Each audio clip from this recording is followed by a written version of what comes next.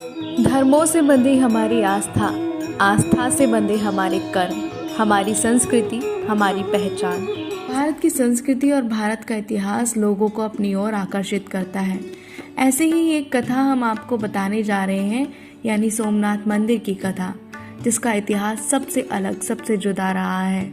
आज हम सोमनाथ मंदिर के इतिहास के बारे में जानेंगे, सोमनाथ मंदिर के रहस्य के बारे में जानेंगे। गुजरात प्रांत के काठियावाड़ क्षेत्र में समुद्र के किनारे सोमनाथ नामक विश्व प्रसिद्ध मंदिर में ये ज्योतिर्लिंग स्थापित है। पहले ये क्षेत्र प्रभास क्षेत्र के नाम से जाना जाता था। यहीं भगवान श्री कृष्ण ने जरा नामक व्याध के बाण को निमित्त बनाकर अपनी लीलाओं का संवरण किया था। यहाँ के ज्योतिर्लिंग की कथाएं अन्य पुराणों में भी प्रचलित हैं। दक्ष प्रजापति की 17 कन्याएं थी। उन सभी का विवाह चंद्रदेव के साथ हुआ था, किंतु चंद्रमा का समस्त अनुराग व प्रेम उनमें से केवल रोहिणी के प्रति रहता था। उनके इस कृत्य से दक्ष प्रजापति की अन्य कन्याएं अप्रसन्न रहती थी। उन्होंने अपनी यह व्यथा कथा अपने पिता को सुनाई। दक्ष प्रजापति ने इसके लिए चंद्रदेव को अनेक प्रकार से समझाया, किंतु रोहिणी के वशीभूत उनके हृदय पर इसका कोई प्रभाव नहीं पड़ा। अतः दक्ष ने क्रोधित होकर उन्हें क्षयग्रस्त हो जाने का श्राप भी दे दिया। इस श्राप के कारण चंद्रदेव तत्काल क्षयग्रस्त हो गए। उनके क्षयग्रस्त होते ही पृथ्वी पर सुधा शीतलता वर्षण का उनका सारा कार्य रुक गया। चारों ओर त्राही त्राही मच गई।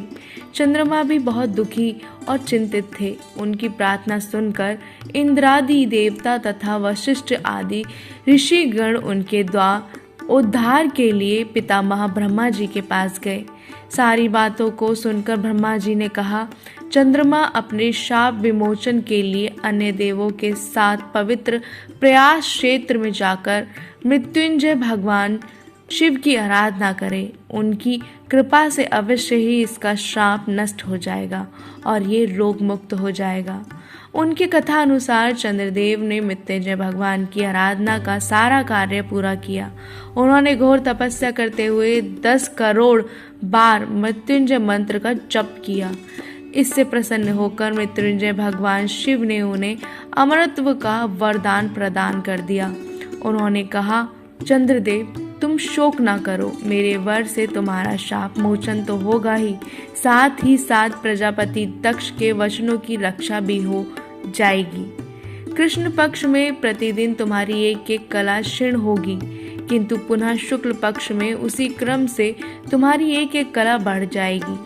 इस प्रकार प्रत्येक पूर्णिमा को तुम्हें पूर्ण चंद्रमा प्राप्त होता रहेगा। चंद्रमा को मिलने वाले इस वरदान से सारे लोगों के प्राणी प्रसन्न हो उठे। सुधारकार चंद्रदेव पुनः 10 दिशाओं में सुधा वर्षण का कार्य पूर्ववत करने लगे।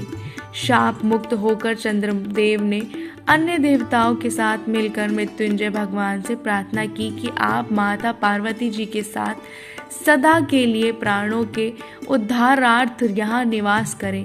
भगवान शिव उनकी इस प्रार्थना को स्वीकार करके ज्योतिर्लिंग के रूप में माता पार्वती जी के साथ तभी से यहाँ रहने लगे। पावन प्रवास क्षेत्र में स्थित इस सोमनाथ ज्योतिर्लिंग की महिमा महाभारत, श्रीमद् भागवत तथा स्कंद पुराण आदि में विस्तार से बताई गई है। चंद्रमा का एक नाम सोम भी है। उन्होंने भगवान शिव को ही अपना नाथ स्वामी मानकर यहाँ तपस्या की थी।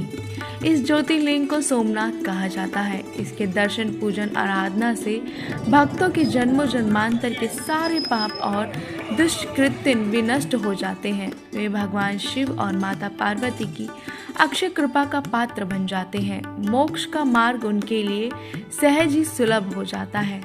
उनके लौकिक परलौकिक सारे कृत्य स्वयं में सफल हो जाते हैं।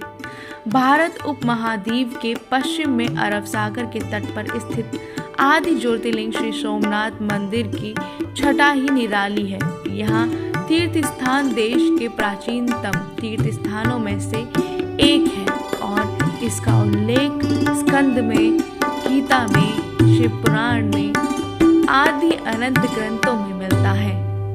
ये शिवलिंग 12 ज्योतिर्लिंगों में से पहला ज्योतिर्लिंग माना गया है। ऐतिहासिक सूत्रों के अनुसार आक्रमणकारियों ने इस मंदिर पर 6 बार आक्रमण किया। इसके बाद भी इस मंदिर का वर्तमान अस्तित्व इसके पुनर्निर्माण के प्रयास और सांप्रदायिक सद्भावना का ही परिचायक है। 7वीं बार ये मंदिर कैलाश महामेरु प्रसाद शैली में बनाया गया है। पुनर्निर्माण महारानी अहिल्याबाई ने भी करवाया था। धार्मिक महत्व और पौराणिक अनुश्रुतियों के अनुसार सोम नाम चंद्र का है। सोम ने सरस्वती के मुहाने पर अरब सागर में स्नान करके भगवान शिव की यहाँ आराधना की थी। प्रभु शिव यहाँ पर अवतरित हुए और सोम को श्राप मुक्त करते हुए उन्हें वरदान दिया और तब से यह यहाँ पे और तब से इसका नाम सोमनाथ पड़ गया। धर्मों से बंधी हमारी आस्था, आस्था से बंधे हमारे कर्म, हमारी संस्कृति, हमारी पहचान। सब्सक्राइब करिए किस्मत रहस्य।